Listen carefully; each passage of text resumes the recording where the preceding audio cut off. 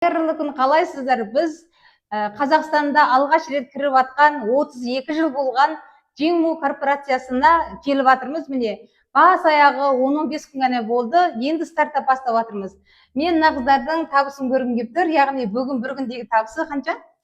1980, яғни немен 150.400 теңге. 150.400 теңге бүгінгі табысы.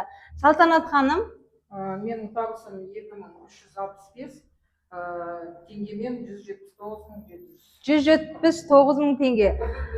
Менің де табысымды бөлсе кетсем 10.088 юан, яғни 800.000 теңге. 813.000 теңге. Бір күндік табысымыз. Басқа лидерлеріміз қайтып кеткен, просто біз өте көп қыздарымыз жетістікке жетіп жатыр.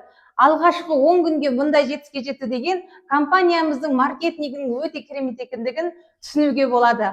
Біз бұл компанияны не үшін таңдадық? Себебі компанияның 32 жыл болған, шикізаты өзінен, зауыты өзінен, тасымал өзінен өте үлкен мықты корпорация. Дұрыс па? Сіз не айтасыз?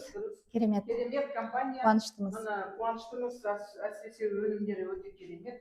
Мына ақшамызға өте жақсы әсер береді. Сондықтан осы компанияға келіп, өнімдерін көріңіздер, осындай күшті табысқа жетіңіздер.